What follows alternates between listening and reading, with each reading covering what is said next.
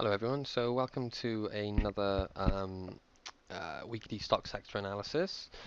Um, Bit different this week because we're already quite heavily long in our existing portfolio. We're not really going to be looking to buy many other stocks in the upcoming week, especially in light of possible volatility regarding the debt ceiling debate.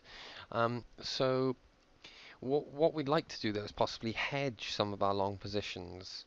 Now, at the moment, the two things I would like to trade as a hedge against our equity portfolio would be I'd like to be buying the Swiss franc and possibly selling the Australian dollar. But before we look at those trades, let's just quickly have a look at the sectors. It's quite interesting. The last few weeks, as you will know if you watch these weekly updates, we've been looking to be buyers in biotechnology. Now, as I'm recording this video, we've just actually closed the trade alert we gave in Q-Core last week. So that hit both of its profit targets, so we got a full return on that trade.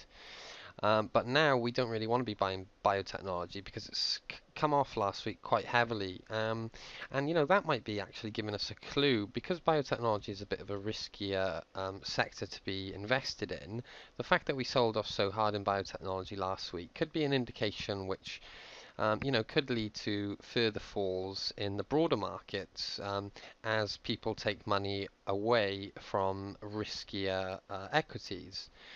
But let's just go through them quickly. Really,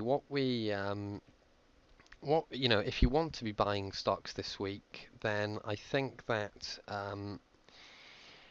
industrials and materials are probably the two sectors you would be looking to be buyers in. So let's just look at basic materials. As you can see, we're outperforming the market there. And remember, this is a rolling 3-month relative performance. So the basic materials has gained nearly 7.5% in the past 3 months, whereas the market's kind of flatlined actually. And same goes to industrials. We're up over 5% in industrials.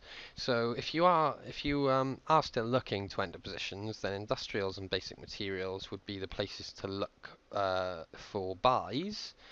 Now on the sell side, it's still the same situation. We want to be selling real estate. Um, if you want to short the market, and you want to focus just purely on equities, then look for stocks from the real estate industry to sell. Now, let's get to our Swiss franc trade. Now, well, first of all, in fact, if we just have a quick look at the actual S&P itself.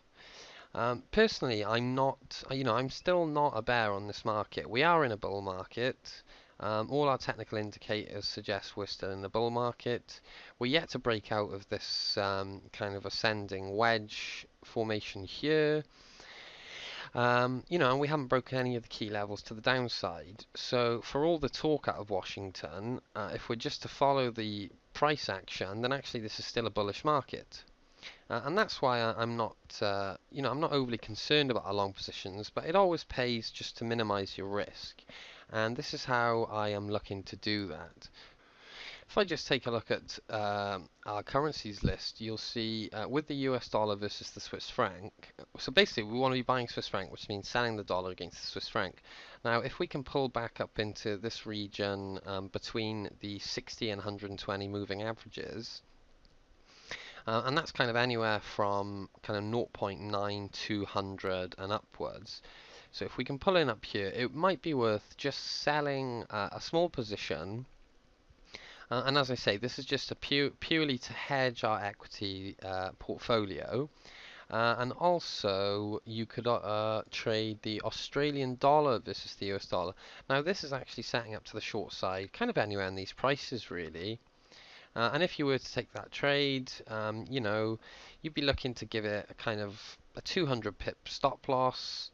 So, a stop up in this area somewhere. And again, if there is an equity fall off, we would expect the Australian dollar to fall as well. So we'd expect the Swiss franc to go up and the Australian dollar to come down. And that's kind of the main way I would be looking to hedge a long equity portfolio. But, as I have to reiterate, I'm still not overly concerned that we are going to see this fall, which a lot of people are predicting, just simply because if you are to look at the actual equity indices, they're pretty strong across the board. I mean, this is the FTSE. We had buyers coming in that at the end of last week, and throughout today there's been buying. The Nasdaq as well formed a kicker signal here, which usually leads to good gains. The Japanese equity indices haven't fallen much. We've already looked at the S&P. None of these key levels are broken to the downside.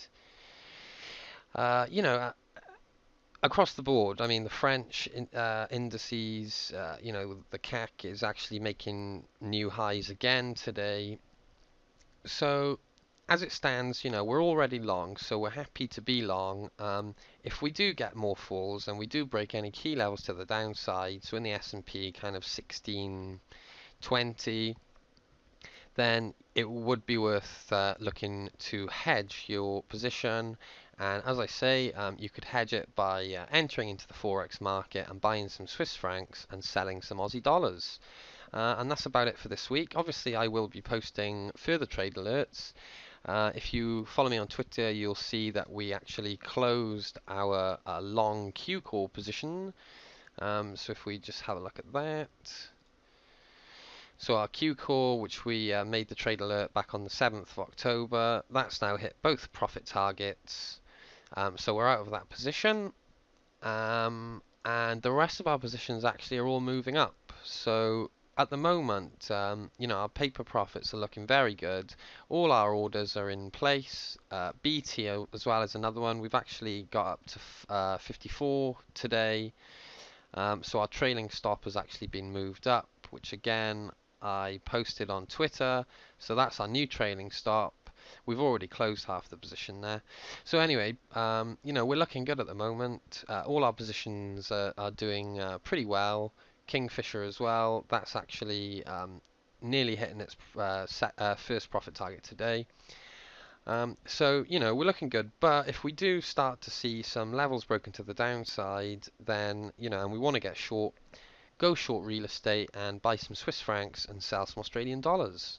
And that's pretty much it for this week's weekly sector analysis.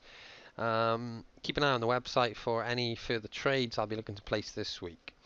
Have a great week and thanks for watching.